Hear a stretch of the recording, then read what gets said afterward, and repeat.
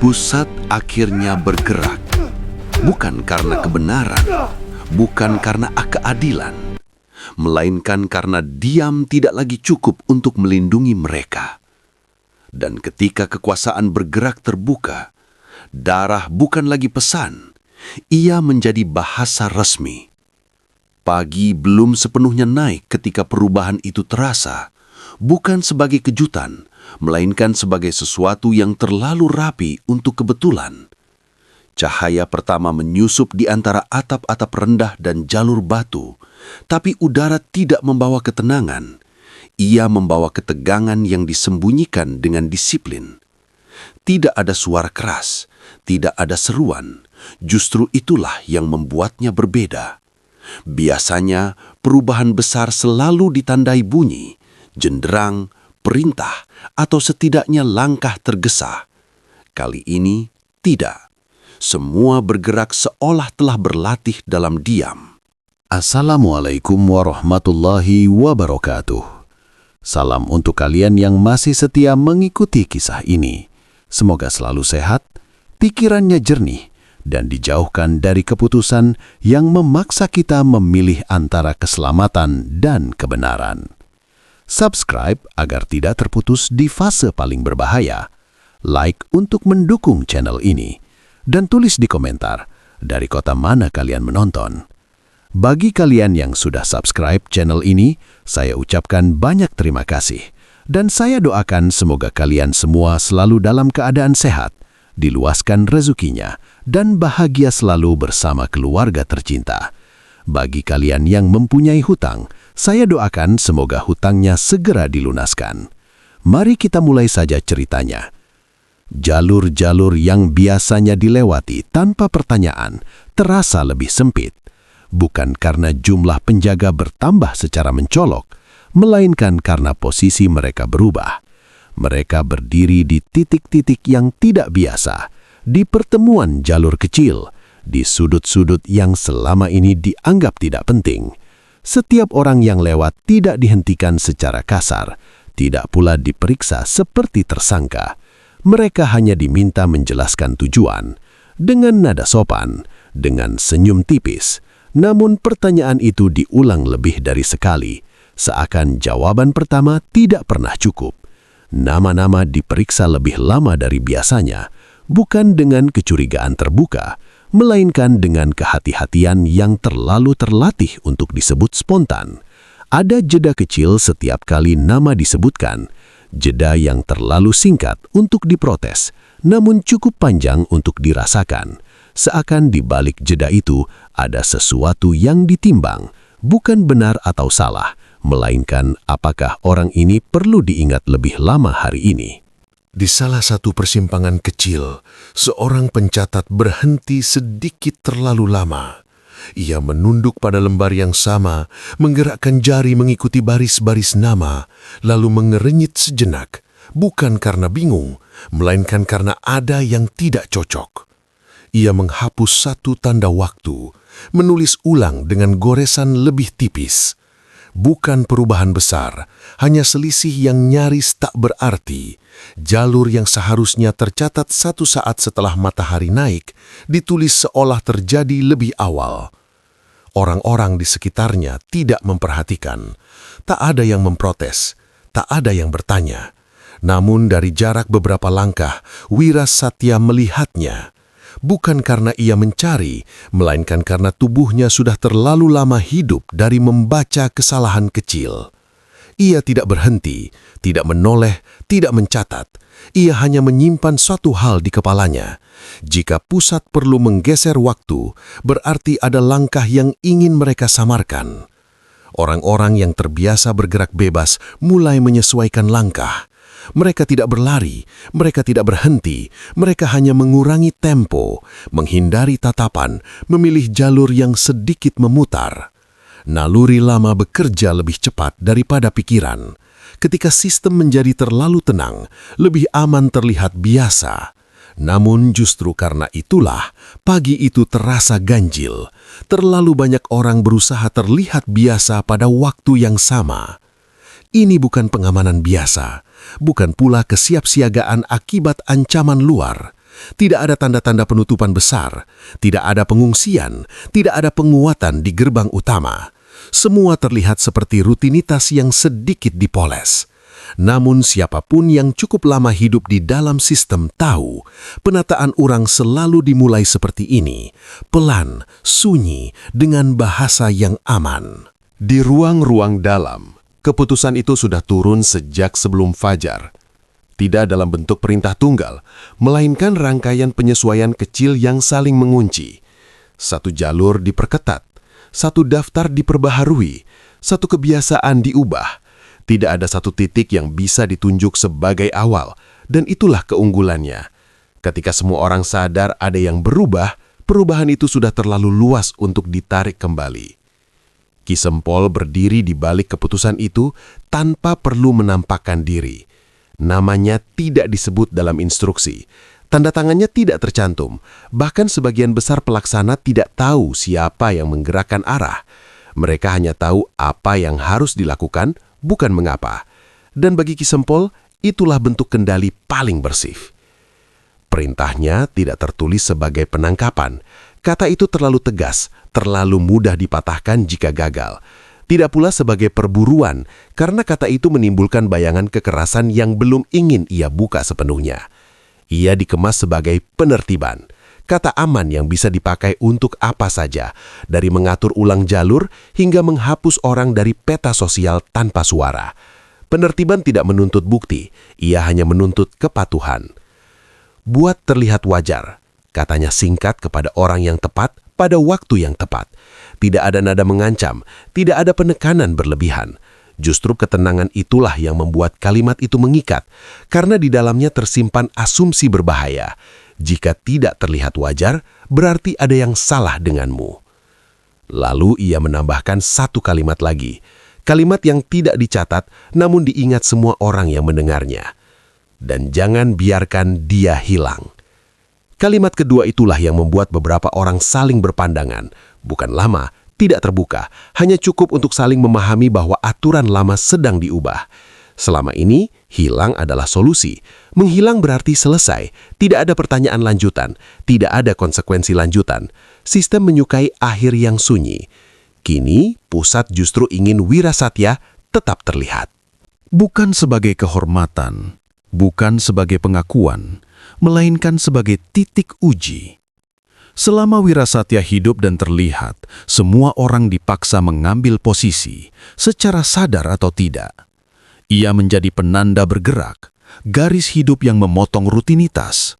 Setiap orang yang berpapasan dengannya, setiap keputusan yang bersinggungan dengannya akan meninggalkan jejak, dan jejak-jejak itulah yang ingin dibaca Ki Sempol. Di lapisan bawah, perintah itu diterjemahkan dengan berbagai cara.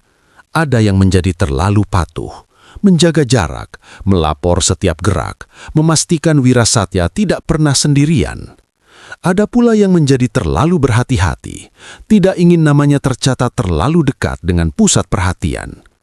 Keduanya sama-sama berbahaya, karena dalam sistem yang sedang menata ulang diri, kesalahan bukan lagi soal melanggar perintah, melainkan salah membaca arah. Pagi itu, tanpa satupun pengumuman resmi, pusat bergerak, dan semua orang yang peka merasakannya di tulang, bukan di telinga. Mereka tahu ketika perubahan datang tanpa suara, itu berarti kekuasaan tidak lagi merasa perlu menjelaskan dirinya. Ia cukup hadir dan dunia di sekitarnya akan menyesuaikan. Di balik ketenangan yang dipaksakan itu, satu hal menjadi jelas bagi siapapun yang berani berpikir lebih jauh. Langkah ini terlalu cepat, terlalu dini untuk disebut reaksi spontan, terlalu terkoordinasi untuk disebut kebetulan. Artinya, sesuatu di dalam pusat telah sampai pada batasnya. Bukan kebenaran, bukan keadilan, melainkan kesabaran. Dan ketika kesabaran kekuasaan habis, yang pertama kali berubah bukanlah wajahnya, melainkan caranya berdiri di ruang publik. Tidak lagi bersembunyi di balik diam, tidak lagi cukup dengan bayangan. Ia mulai mengatur cahaya. Pagi itu, Cahaya naik perlahan, dan bersama cahaya itu, sistem memutuskan untuk memperlihatkan dirinya sedikit lebih jelas dari yang seharusnya. Wirasatya sadar perubahan itu sejak langkah ketiga, bukan karena ada yang menghentikannya, bukan pula karena suara perintah yang memotong udara, melainkan karena ruang di sekelilingnya berubah cara bernafas. Jalan yang sama, batu yang sama, sudut yang sama, namun jarak antar orang terasa lebih jauh dari biasanya. Seolah semua yang dilewatinya menjaga ruang kosong ekstra, bukan karena takut, melainkan karena tidak ingin tercatat berada terlalu dekat. Ia tidak perlu melihat wajah mereka untuk tahu. Tubuhnya sudah terlalu lama hidup di tepi sistem untuk mengabaikan tanda-tanda kecil. Ketika seseorang berhenti bicara sepersekian detik lebih lama saat ia lewat, ketika langkah di belakangnya menyesuaikan ritme tanpa benar-benar mengejar, ketika tatapan yang semula acuh mendadak belajar untuk tidak terlihat menatap, semua itu bukan kebetulan, itu adalah pola. Ia berjalan lebih pelan, bukan untuk menyembunyikan diri, melainkan karena tubuhnya menolak dipaksa cepat. Luka di sisi tubuhnya belum benar-benar menutup. Setiap tarikan nafas membawa rasa panas yang tertinggal, seperti peringatan yang belum selesai. Namun rasa sakit itu justru memberinya kejelasan. Selama nyeri masih terasa, ia tahu dirinya masih berada di titik nyata, belum menjadi bayangan seperti yang diinginkan banyak orang. Wirasatya tidak memilih jalur gelap, tidak juga gang sempit yang biasanya menjadi tempat berlindung bagi mereka yang ingin lenyap dari perhatian. Justru sebaliknya, ia bergerak ke arah jalur yang kembali terang, jalur yang dilewati banyak orang, yang mudah dilihat, yang secara naluriah dihindari oleh mereka yang sedang diburu. Pilihan itu bukan keberanian, itu perhitungan. Dalam kondisi seperti ini, gelap sudah terlalu lama menjadi milik sistem. Terang adalah jebakan baru, dan Wirasatya memilih berdiri di dalamnya. Ia merasakan kehadiran mereka bahkan sebelum benar-benar melihat. Dua orang menjaga jarak yang cukup aman untuk tidak disebut pengawal, namun terlalu konsisten untuk disebut pejalan biasa. Mereka tidak berusaha menutup langkah, tidak pula menatapnya langsung. Mereka berjalan seperti orang-orang yang punya tujuan sendiri, namun setiap belokan Wirasatya diikuti dengan penyesuaian kecil, sedikit lambat, sedikit lebih cepat, selalu cukup agar jarak tetap terjaga. Bukan pembunuh, bukan pula penjaga kasar. Mereka tipe pencatat, orang-orang yang tugasnya memastikan keberadaan, bukan mengakhiri. Mereka tidak membawa senjata terbuka, tidak menunjukkan niat. Mereka hanya memastikan satu hal sederhana. Wirasatya masih berada di tempat yang bisa dilihat sistem. Keberadaan dalam konteks ini adalah bentuk pengurungan paling halus. Wirasatya membiarkan mereka mengikuti beberapa langkah lagi. Ia tidak mempercepat, tidak memperlambat. Ia hanya berjalan seperti orang yang tidak punya alasan untuk bersembunyi. Namun di dalam kepalanya, ia mulai menyusun peta kecil, bukan peta tempat, melainkan peta reaksi. Siapa yang menoleh, siapa yang berpura-pura sibuk, siapa yang terlalu cepat menghindar. Semua reaksi itu disimpan tanpa emosi, seperti mencatat perubahan cuaca yang akan berguna nanti. Di satu titik, ia berbelok tiba-tiba. Bukan untuk kabur, bukan pula untuk menyerang. Hanya satu belokan tajam ke jalur batu yang lebih sempit cukup mendadak untuk memaksa mereka di belakangnya memilih mengikuti secara terbuka atau kehilangan jarak. Pilihan mereka datang tanpa ragu. Mereka tetap mengikuti. Jarak dijaga, ritme disesuaikan. Itu jawaban yang Wirasatya butuhkan. Pusat siap bertarung di ruang sempit, pikirnya. Atau setidaknya siap terlihat seperti itu. Ia menunjukkan langkah. Rasa nyeri di sisi tubuhnya berdenyut lebih kuat ketika ia memutar badan sedikit terlalu cepat. Ia menahan nafas, membiarkan rasa sakit lewat, lalu kembali bernafas seperti biasa. Di luar tidak ada yang berubah. Namun di dalam, ia tahu, sistem sedang mengujinya dengan cara paling berbahaya, membiarkannya hidup dan bergerak.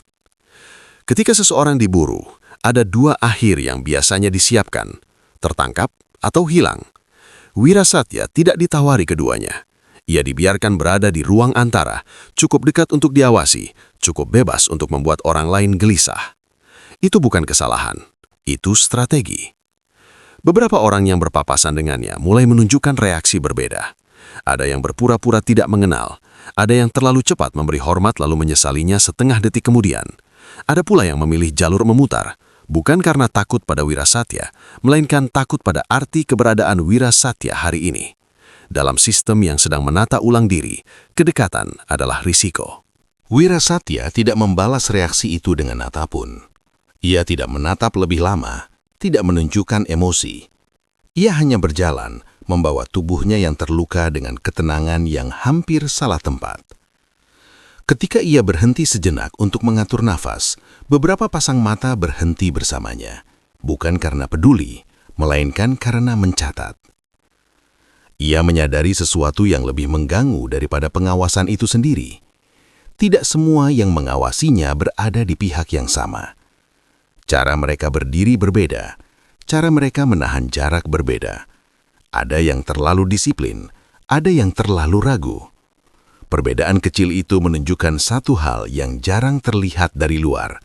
Pusat tidak sepenuhnya seirama. Dan ketidaksinkronan itulah yang paling berbahaya. Wirasatya berjalan melewati sebuah sudut terbuka di mana cahaya jatuh lebih penuh.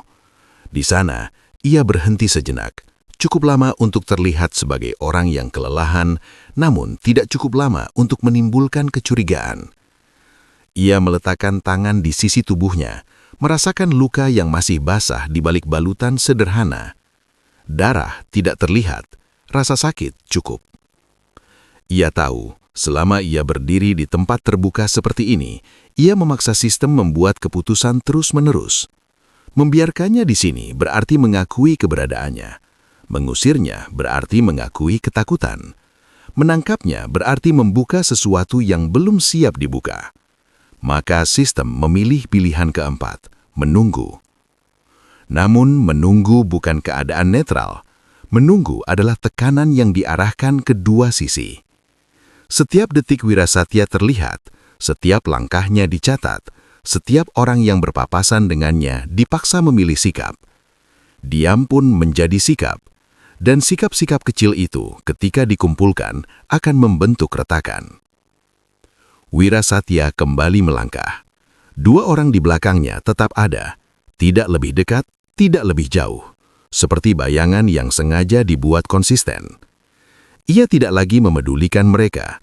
Fokusnya berpindah ke hal lain, ritme penjagaan, perubahan posisi, dan terutama kesalahan kecil yang tak bisa dihindari ketika terlalu banyak mata dipasang terlalu cepat. Ia melihat satu penjaga yang berdiri di posisi yang tidak biasa, sedikit terlalu ke kiri dari titik ideal. Ia melihat satu pencatat yang menulis terlalu cepat lalu menghapus satu baris tanpa alasan jelas. Semua itu bukan bukti, namun bagi Wirasatya, bukti bukanlah tujuan. Yang ia cari adalah celah. Tubuhnya lelah, luka itu nyata, namun pikirannya justru terasa lebih jernih daripada sebelumnya. Mungkin karena ia akhirnya memahami permainan yang sedang dimainkan. Ini bukan lagi tentang menyingkirkan dirinya, ini tentang menggunakan dirinya sebagai alat uji untuk melihat siapa yang masih patuh, siapa yang mulai ragu, dan siapa yang akan bergerak terlalu cepat. Wirasatya tidak berniat memberi mereka jawaban cepat. Ia terus berjalan hingga cahaya mulai berubah, hingga bayangan memanjang, hingga hari bergerak menuju sore tanpa pernah benar-benar terasa aman. Di setiap langkahnya, ia bukan hanya bertahan, ia membiarkan sistem mengamati dirinya sendiri melalui reaksi orang-orang di sekitarnya. Dan di sanalah letak bahaya yang sesungguhnya, karena seseorang yang tidak bisa dihapus, tidak bisa disembunyikan, dan tidak bisa ditangkap tanpa konsekuensi, akan memaksa kekuasaan menunjukkan wajah aslinya sedikit demi sedikit. Wirasatya tahu satu hal dengan pasti sebelum hari itu berakhir. Selama ia tetap terlihat, selama ia tidak menghilang, perburuan ini belum mencapai tujuannya. Ia bukan target yang ingin dihabisi, ia adalah cermin yang tidak diinginkan. Dan pusat, cepat atau lambat, akan membenci bayangannya sendiri. Benturan itu tidak diawali teriakan, Tidak ada aba-aba, tidak pula kata peringatan yang biasanya mendahului kekerasan resmi. Ia lahir dari jarak yang terlalu dekat dan keputusan yang datang terlambat. Persimpangan batu yang sempit, cukup biasa untuk tidak dicurigai, namun cukup terjepit untuk memaksa orang memilih berdiri atau mundur.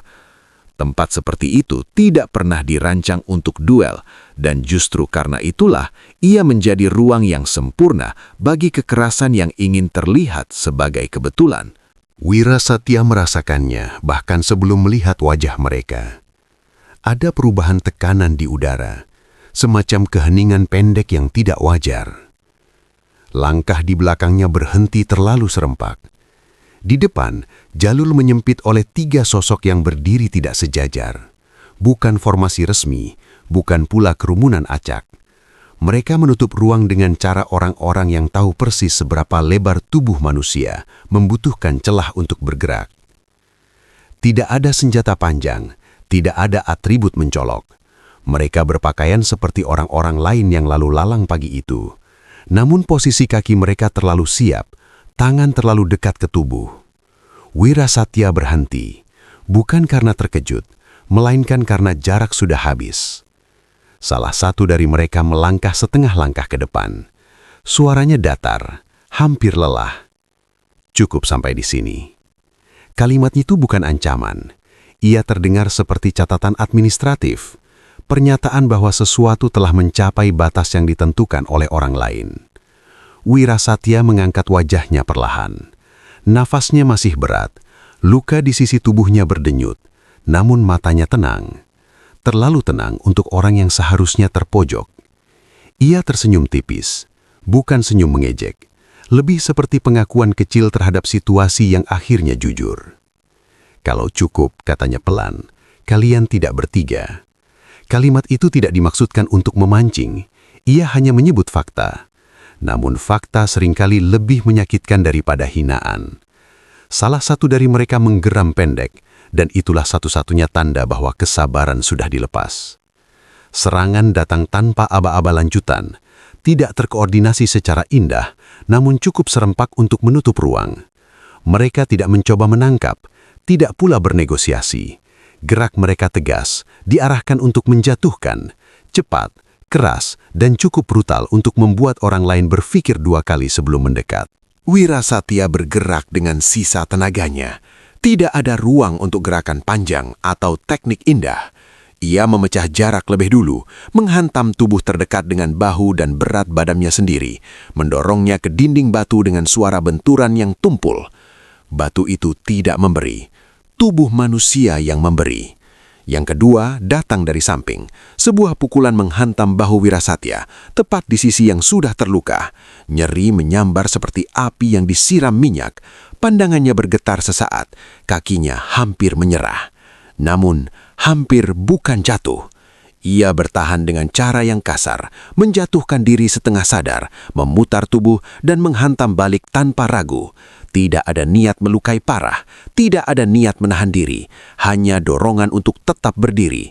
Setiap gerak Wirasatya bukan tentang menang, melainkan tentang tidak tumbang. Sebuah keris pendek muncul terlambat dari tangan orang ketiga. Terlambat bukan karena lamban, melainkan karena ragu. Dan keraguan di ruang sempit seperti ini adalah celah yang paling mahal. Wirasatya melihat kilatan logam itu sepersekian detik sebelum bergerak. Ia tidak menghindar sepenuhnya, hanya menggeser tubuh cukup untuk membuat tusukan itu meleset, lalu menghantam pergelangan tangan dengan sisi lengannya sendiri. Keris itu jatuh, memantul sekali di batu, lalu berhenti di kaki seseorang yang tidak ikut bertarung, seorang saksi yang terlalu lambat menjauh. Duel itu singkat, kasar, dan sangat terlihat. Orang pertama terkapar, napasnya pendek dan tidak beraturan. Orang kedua mundur dengan langkah pincang, satu tangan menahan sisi tubuhnya, wajahnya berubah pucat oleh campuran sakit dan kesadaran bahwa situasi ini tidak berjalan sesuai rencana. Orang ketiga berdiri kaku, menatap Wirasatya dengan napas terengah, matanya bergerak cepat ke sekitar, ke wajah-wajah yang mulai muncul di ujung jalur. Ini sudah resmi, katanya, setengah marah, setengah takut. Kalimat itu keluar bukan sebagai ancaman, melainkan sebagai pembenaran. Seolah dengan menyebut kata resmi, kekacauan ini bisa dikembalikan ke kotak yang rapi. Wirasatya mendekat satu langkah. Tubuhnya terasa berat, namun ia berdiri tegak. Ia tidak mengangkat tangan, tidak mengancam. Ia hanya berdiri cukup dekat untuk membuat lawannya merasakan nafasnya. "Resmi itu urusan kalian," katanya pelan. "Aku hanya berdiri." Ia tidak mengejar ketika mereka mundur, tidak menendang, tidak menambah luka. Ia membiarkan mereka pergi dengan kondisi yang cukup buruk untuk diingat, namun cukup hidup untuk bercerita. Keputusan itu bukan belas kasihan, itu strategi. Duel ini tidak dimaksudkan untuk menang, ia dimaksudkan untuk menandai. Saksi-saksi kecil mulai bergerak, tidak mendekat, tidak pula sepenuhnya menjauh. Mereka berdiri di ambang, mata mereka menimbang apa yang baru saja mereka lihat. Tidak ada darah berlebihan, tidak ada teriakan panjang, namun kekerasan itu cukup jelas untuk tidak bisa disangkal.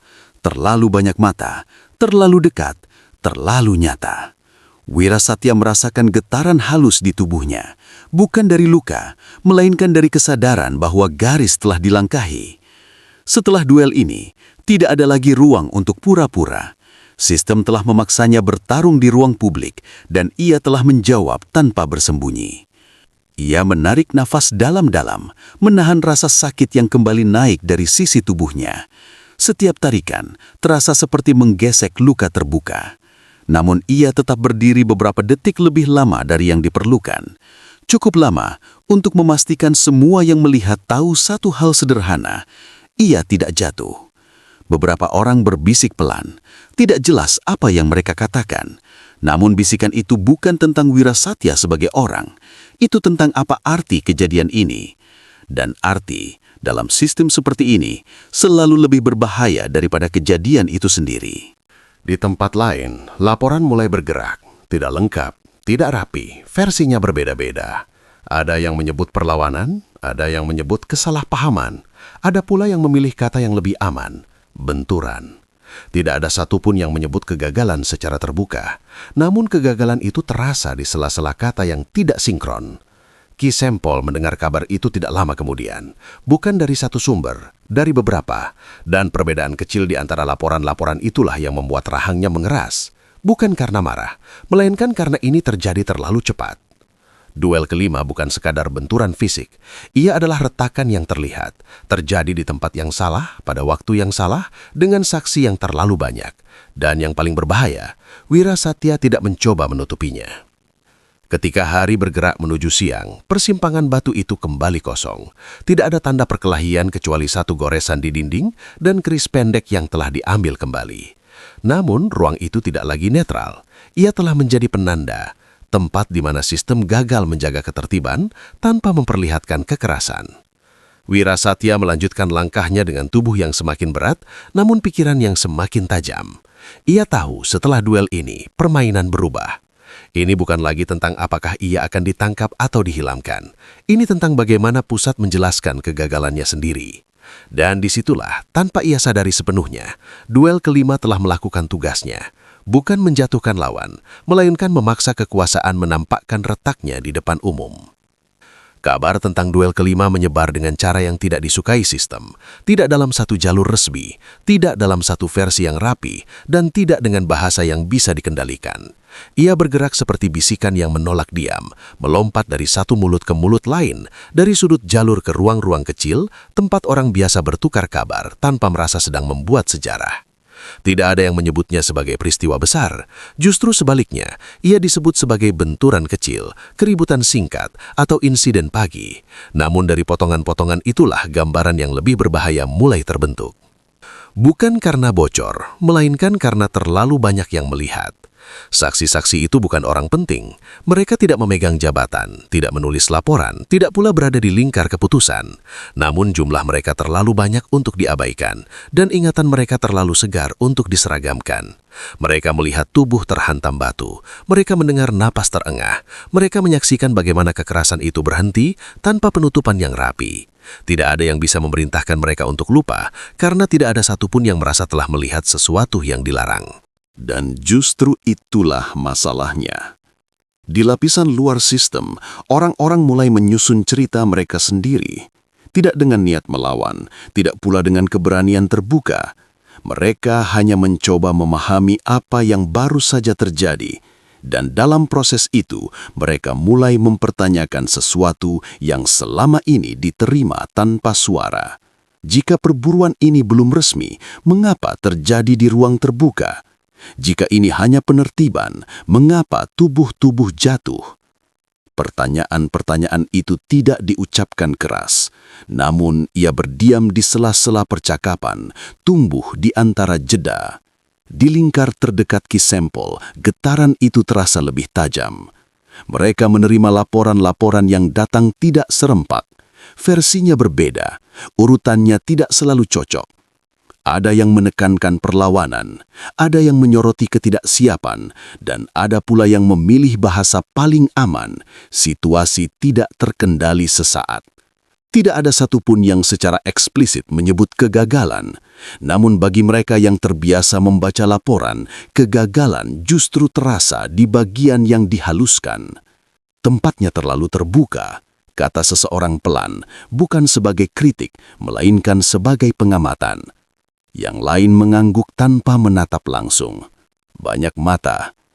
Tidak ada yang menyebut nama Wira Satya secara eksplisit dalam kalimat itu. Tidak perlu. Semua orang di ruangan tahu siapa yang dimaksud. Dan semua orang tahu bahwa keberadaan Wira Satya di ruang terbuka bukan lagi kebetulan. Ia adalah hasil dari keputusan yang diambil terlalu cepat dengan asumsi bahwa sistem masih bisa mengendalikan ritme. Asumsi itu mulai goyah. Kesetiaan di lingkar terdekat Kisempol tidak runtuh dengan dramatis. Tidak ada teriakan, tidak ada penolakan terbuka. Yang muncul justru sesuatu yang jauh lebih berbahaya, pergeseran naluri. Orang-orang yang selama ini patuh bukan karena setuju, melainkan karena merasa aman, mulai menghitung ulang jarak mereka dari pusat keputusan. Bukan untuk melawan, melainkan untuk bertahan.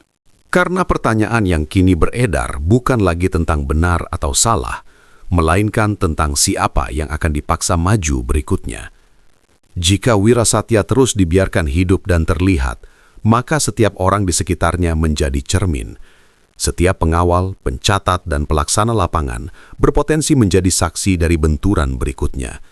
Dan dalam sistem yang tidak suka saksi, menjadi saksi adalah posisi paling rapuh. Kalau ini dibiarkan, kata seseorang dengan suara yang nyaris berbisik, garisnya akan melebar. Dan kalau dihentikan terlalu keras, sahut yang lain, kita yang akan ditanya. Percakapan seperti itu tidak pernah tercatat, tidak pernah dilaporkan. Ia terjadi di sela-sela pergantian tugas, di antara langkah yang diperlambat, di balik tatapan yang sengaja tidak bertemu. Namun percakapan semacam itulah yang menggerogoti sistem dari dalam, perlahan, tanpa suara, tanpa satupun bisa ditunjuk sebagai pengkhianat. Kisempol merasakannya sebelum siapapun berani mengakuinya. Ia tidak membaca kegelisahan itu dari laporan, ia membacanya dari jeda, dari cara orang-orangnya berhenti bicara sedikit lebih cepat, dari cara mereka memilih kata yang terlalu aman, dari laporan yang terlalu rapi untuk kejadian yang seharusnya kacau. Semua itu adalah tanda bahwa kendali masih ada, tetapi tidak lagi mutlak. Untuk pertama kalinya sejak perburuan ini dimulai, Kisempol mempertimbangkan sesuatu yang selama ini ia hindari. Turun tangan. Bukan secara langsung, melainkan melalui bayangan yang lebih dekat. Bukan karena ia ragu pada kekuasaannya, justru karena ia tahu jika ia tidak menyesuaikan diri, sistem akan menyesuaikan dirinya tanpa arahan. Dan penyesuaian tanpa pusat adalah awal dari kekacauan yang tidak bisa dibalikkan. Ia memanggil satu orang, bukan yang paling keras, bukan yang paling setia secara verbal, melainkan yang paling lama bertahan tanpa banyak bicara. Orang seperti itu tidak pernah menjadi sorotan, namun selalu berada cukup dekat untuk melihat retakan pertama. Bagaimana suasananya? Tanya Kisempol, suaranya datar. Bergerak, terlalu cepat untuk disebut biasa. Kisempol mengangguk pelan.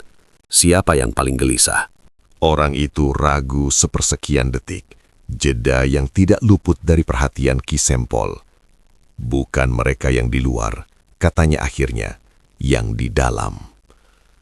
Jawaban itu tidak mengejutkan, namun menguatkan kecurigaan yang sudah lama tumbuh.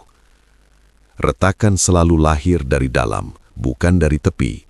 Dan ketika orang-orang di lingkar terdekat mulai menghitung ulang posisi mereka, itu berarti perburuan ini telah berubah fungsi. Bukan lagi sekadar memburu satu orang, melainkan menguji siapa yang masih bisa dipercaya. Ki Sempel berdiri lebih lama di ruang itu setelah percakapan berakhir. Peta di hadapannya tidak berubah, namun cara ia menatapnya berbeda.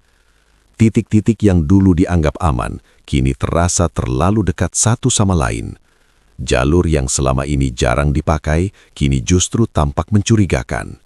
Semua menjadi mungkin ketika sistem dipaksa bergerak terbuka. Di luar ruang itu, orang-orang mulai menyesuaikan sikap.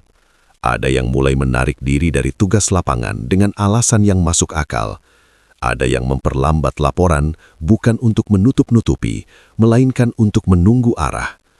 Ada pula yang tetap patuh, namun dengan ketegangan yang sulit disembunyikan. Tidak ada yang secara terbuka membela Wirasatya. Tidak perlu.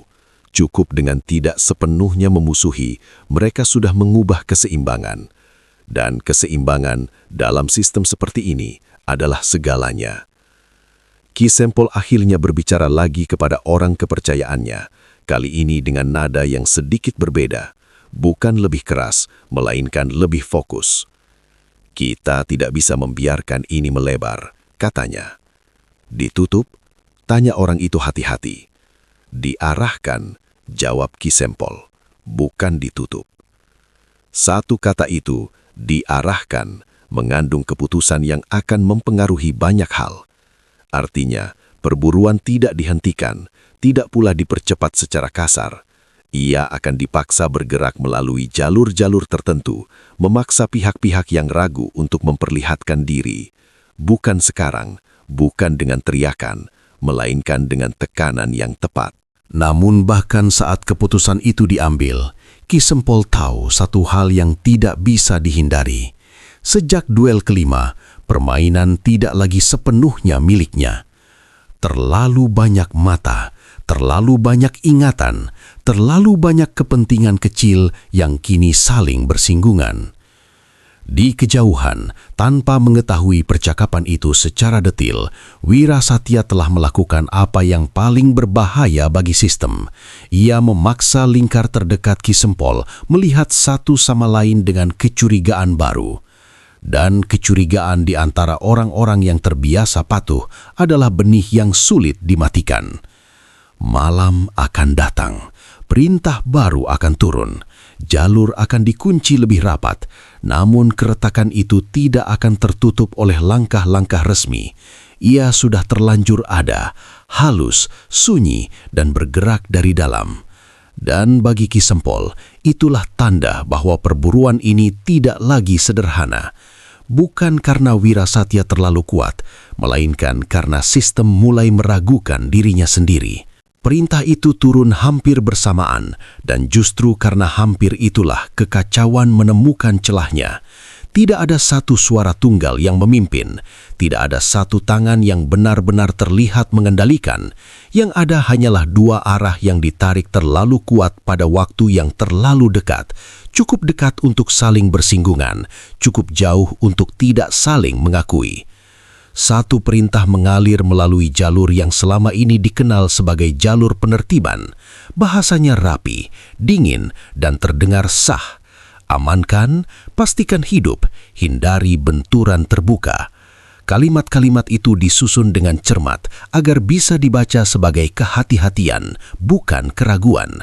Ia menginginkan Wirasatya berada di tangan pusat, utuh, bernapas, dan cukup sadar untuk dipindahkan kapanpun diperlukan. Perintah lain bergerak melalui jalur berbeda. Tidak tertulis dengan nada keras, namun implikasinya jelas. Jangan biarkan mendekat. Jangan sampai terlihat di titik-titik kunci. Tidak ada kata habisi, tidak pula hilangkan. Namun semua orang yang menerimanya memahami maknanya dengan cara yang sama. Jika Wirasatya tidak sampai ke pusat, maka pusat tidak perlu menjelaskan apapun. Dua perintah itu tidak dibenturkan secara terbuka. Tidak ada satupun yang berani menyebutkan kontradiksi. Mereka bergerak seperti dua arus di bawah permukaan, saling mendekat, saling menarik, dan akhirnya saling merusak struktur di atasnya. Di lapangan, kekacauan itu terasa sebagai jeda-jeda aneh. Unit yang seharusnya bergerak cepat justru menunggu. Unit yang biasanya menunggu malah bergerak terlalu dini. Jalur yang seharusnya dibuka justru ditutup, sementara jalur yang dianggap aman dibiarkan kosong. Tidak ada yang bisa menunjuk satu kesalahan besar. Yang ada hanyalah banyak keputusan kecil yang tidak lagi seirama.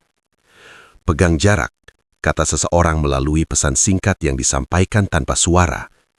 Dekatkan, jawab pesan lain, datang hampir bersamaan dari arah berbeda. Tidak ada yang bertanya mana yang harus diikuti. Dalam sistem seperti ini, bertanya adalah pengakuan bahwa sesuatu tidak beres. Maka orang-orang memilih bukan berdasarkan kebenaran, melainkan berdasarkan naluri bertahan. Mereka mengikuti perintah yang paling aman bagi diri mereka sendiri, bukan yang paling tepat bagi sistem. Dan di tengah ketidaksinkronan itu, Wirasatya berjalan. Ia tidak tahu detail perintah-perintah itu, namun tubuhnya membaca dampaknya dengan jelas. Ada ruang yang tiba-tiba terbuka tanpa alasan. Ada sudut yang biasanya dijaga kini kosong.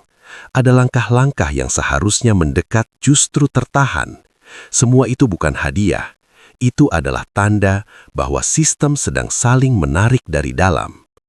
Wirasatya berhenti di satu titik yang seharusnya tidak aman. Ruang antara dua jalur yang biasanya dijaga bergantian. Malam mulai turun dan cahaya berubah menjadi bayangan panjang yang memecah pandangan. Ia berdiri di sana bukan karena kelelahan semata, melainkan karena perhitungan sederhana. Jika aku berdiri di sini, mereka harus memutuskan sekarang. Beberapa saat berlalu tanpa apa-apa, lalu langkah terdengar dari dua arah berbeda, tidak serempak, tidak pula terkoordinasi. Dua kelompok kecil bergerak dengan ritme yang tidak cocok. Yang satu bergerak hati-hati, menjaga jarak, seolah takut membuat kesalahan yang akan tercatat. Yang lain bergerak cepat, terlalu cepat, seolah ingin menyelesaikan sesuatu sebelum ada yang sempat bertanya. Salah satu dari mereka berhenti dan berbisik, cukup pelan, namun terdengar di ruang sempit itu. Ini bukan jalur kita. Yang lain menjawab tanpa menoleh. Perintahnya jelas. Yang mana? Pertanyaan itu menggantung, tidak dijawab, karena jawabannya akan membuka terlalu banyak hal. Wirasatya mendengar potongan percakapan itu tanpa berusaha menyembunyikan keberadaannya. Ia tidak menyerang, tidak pula mundur. Ia hanya berdiri, membiarkan sistem melihat dirinya sendiri melalui reaksi orang-orang yang dikirim untuk mengurungnya. Setiap langkah mereka, setiap keraguan kecil adalah bukti bahwa kendali tidak lagi tunggal. Ketegangan meningkat bukan karena ancaman langsung, melainkan karena ketidakpastian. Siapa yang akan bertindak lebih dulu? Siapa yang akan bertanggung jawab jika ini berakhir salah? Dalam situasi seperti ini, kekerasan seringkali bukan pilihan paling berbahaya. Yang paling berbahaya adalah menjadi orang yang salah membaca arah. Satu unit bergerak terlalu cepat. Mereka menutup jarak, mencoba memaksa Wirasatya menjauh dari titik itu. Unit lain justru menahan, bukan untuk melindungi Wirasatya, melainkan untuk mencegah benturan terbuka yang terlalu terlihat. Dorongan kecil berubah menjadi saling hadang, bukan perkelahian, bukan pula kerjasama, lebih seperti dua tangan yang mencoba menarik benda yang sama ke arah berbeda. "Jangan di sini," kata seseorang, nadanya tegang. "Sekarang," sahut yang lain, "atau kita kehilangan kendali." Kalimat itu terdengar ironis di ruang yang sudah kehilangan sinkronisasi. Kendali yang disebut-sebut itu sudah terlepas sejak dua perintah berbeda dibiarkan hidup berdampingan tanpa koreksi. Dan Wirasatya, dengan keberadaannya yang terlalu jelas, menjadi titik tempat semua kegagalan kecil itu bertemu. Ia melihat peluang itu bukan sebagai celah kabur, melainkan sebagai titik pecah. Jika ia berlari sekarang, sistem akan kembali bersatu dalam tujuan yang sama, mengejarnya. Jika ia menyerang, ia memberi alasan untuk kekerasan yang lebih rapih. Maka ia memilih pilihan ketiga, yang paling tidak disukai sistem. Ia bertahan di tempat. Tidak dengan senjata terangkat, tidak dengan ancaman. Ia hanya berdiri, napasnya berat, luka di tubuhnya berdenyut, namun sikapnya tenang. Setiap detik ia bertahan di sana, memaksa unit-unit itu membuat keputusan baru. Menunggu berarti melanggar perintah yang satu, bergerak berarti melanggar perintah yang lain.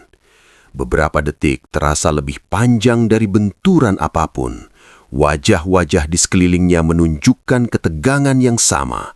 Bukan takut pada Wirasatya, melainkan takut pada apa yang akan dicatat setelah ini. Karena apapun yang terjadi di titik ini tidak akan bisa sepenuhnya ditutup. Terlalu banyak orang, terlalu banyak versi. Akhirnya, seseorang memberi isyarat mundur, kecil, hampir tak terlihat, namun cukup jelas bagi mereka yang menunggu alasan untuk tidak melangkah lebih jauh. Unit yang lain tidak memprotes, mereka juga mundur dengan alasan yang berbeda namun tujuan yang sama, keluar dari situasi yang tidak bisa dimenangkan tanpa resiko pribadi.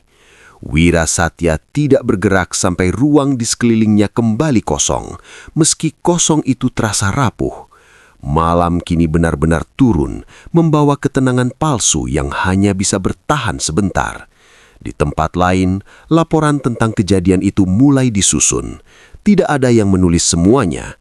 Setiap laporan memilih bagian yang aman, menghilangkan bagian yang berbahaya. Namun justru karena itulah, perbedaan di antara laporan-laporan itu menjadi semakin jelas. Pusat membaca ketidaksinkronan itu dengan dingin. Kisempol menerima ringkasan singkat. Tidak ada detail duel, tidak ada penjelasan panjang. Hanya satu kalimat yang membuatnya berhenti sejenak lebih lama dari biasanya. Target berada di tengah, unit tidak seirama. Ia tidak marah, ia tidak menggebrak, ia hanya menghela napas pelan, gerakan kecil yang jarang ia lakukan di hadapan orang lain. Berarti sudah waktunya, katanya singkat. Untuk apa? Tanya seseorang hati-hati. Kisempol menatap peta yang kini terasa lebih sempit.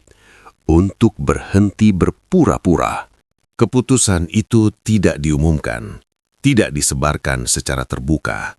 Namun dampaknya akan terasa segera. Perburuan yang selama ini berjalan setengah resmi akan dipaksa naik tingkat. Tidak lagi cukup dengan penertiban samar, tidak lagi cukup dengan pengawasan diam-diam. Karena dua perintah yang saling bertabrakan telah membuktikan satu hal yang tidak bisa diabaikan. Selama Wirasatya berada di antara mereka, sistem tidak bisa menjaga wajahnya tetap utuh. Dan bagi Kisempol, itu tidak bisa dibiarkan berlarut-larut. Malam itu, Wirasatya akhirnya bergerak meninggalkan titik pecah tersebut. Tubuhnya lelah, pikirannya tajam. Ia tahu apa yang baru saja terjadi bukan kemenangan, namun juga bukan kekalahan. Ia telah memaksa sistem melukai dirinya sendiri, dan luka seperti itu tidak sembuh dengan cepat. Perburuan ini, ia sadari, telah berubah sifat. Tidak lagi sekedar upaya menangkap atau menyingkirkan. Ia telah menjadi ujian bagi mereka yang memburu. Dan ujian itu baru saja dimulai. Malam turun tanpa upacara. Dan justru karena itu ia terasa lebih berat. Tidak ada perubahan cuaca yang dramatis. Tidak ada tanda alam yang bisa ditafsirkan sebagai peringatan. Yang berubah hanyalah cara ruang diisi, oleh langkah yang lebih teratur, oleh jarak yang lebih dihitung, oleh tatapan yang kini tidak lagi berpura-pura acuh. Gelap tidak lagi menjadi pelindung, ia menjadi panggung. Perburuan tidak diumumkan, tidak ada jenderang, tidak ada seruan, Namun setiap orang yang peka tahu, status telah berubah. Jalur-jalur yang siang tadi masih bisa dilewati, kini dikunci dengan alasan yang terdengar masuk akal. Titik-titik yang sebelumnya diawasi dari jauh, kini dijaga lebih dekat. Bukan dengan kasar, dengan kepastian. Kepastian adalah bahasa baru malam itu. Nama Wirasatya mulai disebut, bukan dengan teriakan, melainkan dalam nada resmi yang terlalu rapi untuk disangkal. Ia muncul di antara kalimat-kalimat yang disusun hati-hati, di sela-sela instruksi yang terdengar netral. Tidak ada cap buronan, tidak ada label pengkhianat. Hanya satu frasa yang berulang, prioritas pengamanan. Frasa itu cukup luas untuk menampung apapun dan cukup sempit untuk membenarkan tindakan apapun. Orang-orang dipaksa memilih, meski tak seorang pun diminta mengangkat tangan. Diam atau patuh, bergerak atau menunggu. Setiap pilihan kecil meninggalkan jejak, bukan di catatan resmi, melainkan di ingatan mereka yang mengawasi. Di malam seperti ini, ketidakikutsertaan adalah sikap, dan sikap dicatat. Di ruang dalam, Ki Sempol berdiri di hadapan peta yang kini tak lagi tenang.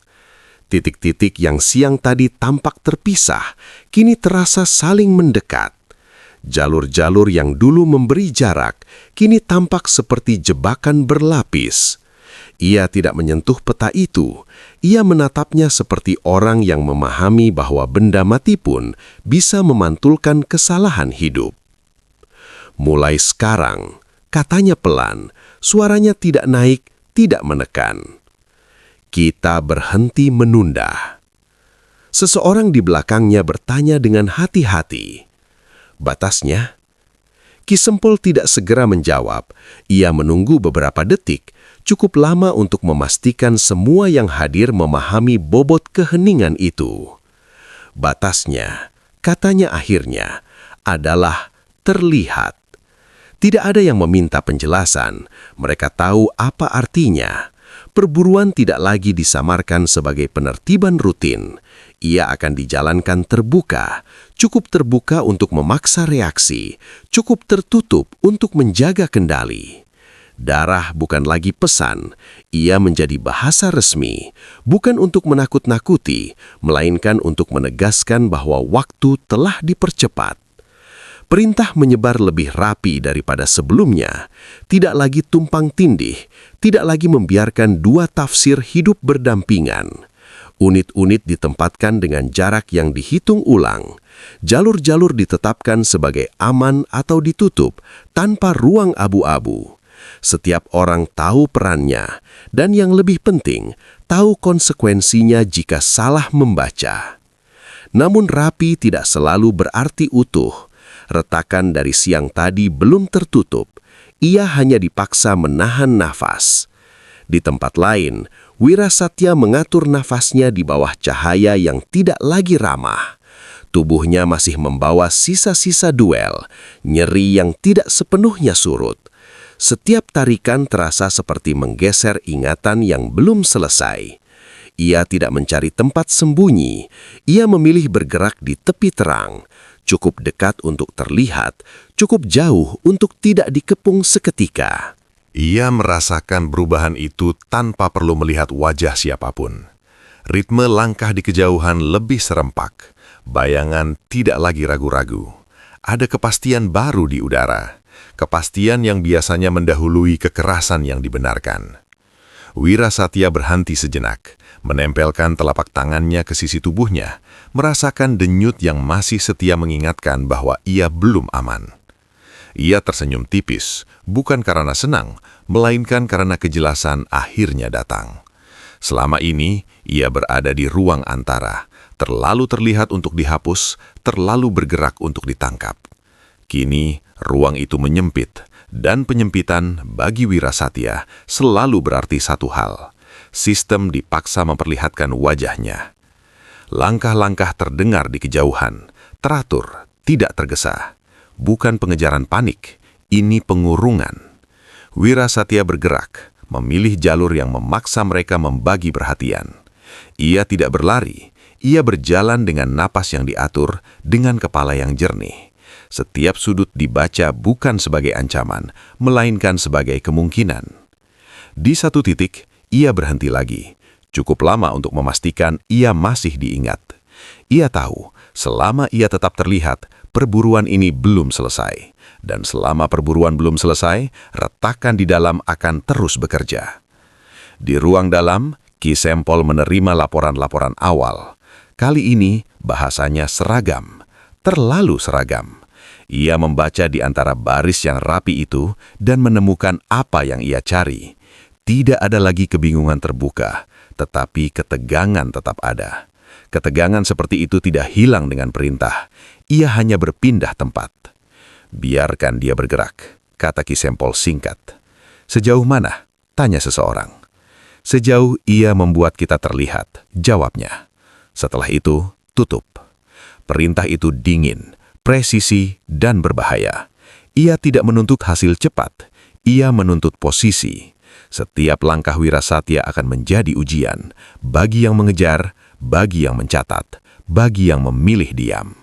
Dalam perburuan resmi seperti ini, yang tumbang bukan hanya tubuh. Yang tumbang adalah kepercayaan yang tidak lagi sinkron.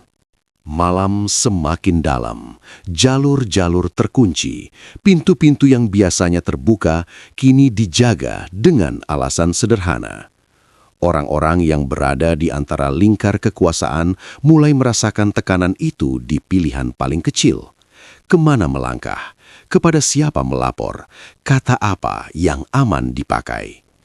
Tidak ada yang berteriak, tidak ada yang menolak, namun setiap orang merasakan bahwa permainan telah naik tingkat. Wirasatya melangkah terus, membawa dirinya ke ambang keputusan yang belum perlu diambil malam ini. Ia tahu setelah malam ini tidak ada lagi jalan kembali ke pinggir. Setiap geraknya akan dibaca sebagai sikap. Setiap sikap akan dibalas dengan tindakan yang lebih terbuka. Duel berikutnya tidak akan sekadar benturan tubuh. Ia akan memaksa seseorang memilih, menutup retakan, atau membukanya lebar-lebar. Dan di sanalah perburuan resmi ini menemukan maknanya yang paling berbahaya. Bukan tentang menangkap satu orang, melainkan tentang menguji siapa yang masih setia ketika diam tidak lagi cukup. Malam itu berakhir tanpa penutupan yang rapi. Tidak ada akhir yang bisa dirayakan. Hanya satu kepastian yang mengendap di udara. Kendali telah dipaksa terbuka, dan apapun yang terjadi setelah ini akan tercatat bukan hanya dalam laporan, tetapi dalam ingatan mereka yang terpaksa ikut serta. Perburuan telah dimulai, dan tidak semua pemburu akan selamat. Malam itu tidak berakhir dengan kemenangan siapapun, ia berakhir dengan pergeseran. Perburuan yang semula dijalankan sebagai penertiban, kini kehilangan hal batas halusnya. Tidak ada lagi ruang abu-abu yang bisa dipakai untuk mundur tanpa tercatat. Setiap jalur yang dikunci, setiap langkah yang dipercepat, setiap laporan yang diseragamkan, semuanya adalah tanda bahwa sistem telah memilih cara paling berbahaya untuk bertahan, bergerak terbuka tanpa mengakuinya. Di permukaan, tidak ada pengumuman perang, tidak ada titah besar, tidak ada seruan yang bisa disalin dan disebarkan. Namun di bawahnya, unit-unit kecil mulai bergerak dengan izin diam-diam, bukan untuk menutup satu titik, melainkan untuk menguji benturan. Bukan untuk menyelesaikan perburuan, melainkan untuk melihat siapa yang akan bertahan ketika kekerasan kecil dibiarkan terjadi tanpa perlindungan nama. Perang tidak diumumkan, ia dibiarkan terjadi. Di lingkar terdekat Ki Sempol, beberapa orang mulai menyadari sesuatu yang lebih berbahaya daripada kegagalan. Tidak semua benturan akan dilaporkan. Beberapa akan dibiarkan tenggelam sebagai insiden kecil, dan insiden kecil ketika dikumpulkan akan menuntut korban yang tidak bisa dipilih secara rapi. Seseorang berbisik pada orang lain terlalu pelan untuk dicatat. Kalau ini terus berjalan, kita akan saling menutup, atau saling menjatuhkan? Tidak ada jawaban, karena jawaban apapun akan menjadi pilihan. Di tempat lain, Wirasatya berdiri di tepi jalur yang belum sepenuhnya ditutup. Ia membaca malam bukan dari gelapnya, melainkan dari cara bayangan bergerak lebih cepat dari langkah manusia. Ia tahu, setelah ini, pengejaran tidak lagi akan datang sebagai satu gelombang. Ia akan datang sebagai benturan-benturan kecil, terpisah, tidak sinkron, dan justru karena itu lebih mematikan. Ia menarik nafas panjang, bukan untuk menenangkan diri, melainkan untuk mengukur jarak. Jika ia terus bergerak ke pinggir, perang kecil ini akan memakan orang-orang yang tidak pernah memilih terlibat. Jika ia masuk lebih dalam, pusat akan dipaksa mempertahankan diri dengan cara yang tidak bisa disembunyikan lagi. Dua pilihan itu sama-sama berbahaya, dan Wirasatya tahu sistem berharap ia memilih yang salah. Di ruang dalam, Ki Sempol menatap peta yang kini dipenuhi titik-titik kecil, bukan tanda pasukan besar, melainkan pergerakan unit-unit yang diberi kebebasan terlalu luas. Ia tidak menghentikannya, ia membiarkannya berjalan. Biarkan mereka bersentuhan, katanya singkat. Yang lemah akan terlihat. Kalimat itu bukan strategi. Ia adalah taruhan. Karena ketika perang kecil tanpa diumumkan dimulai, yang pertama tumbang bukanlah musuh utama, melainkan mereka yang berada terlalu dekat dengan pusat, namun terlalu jauh dari perlindungan. Malam itu, tanpa suara genderang, tanpa catatan resmi, perang kecil telah dimulai. Dan di dalamnya, Wirasatya bukan lagi sekadar buruan. Ia telah menjadi pemicunya. Di episode selanjutnya, tidak ada duel besar. Yang ada hanyalah rangkaian benturan kecil yang perlahan membuktikan perang tidak selalu dimulai dengan pengumuman. Kadang ia dimulai dengan pembiaran. Terima kasih sudah menonton. Sampai jumpa di episode berikutnya. Wassalamualaikum warahmatullahi wabarakatuh.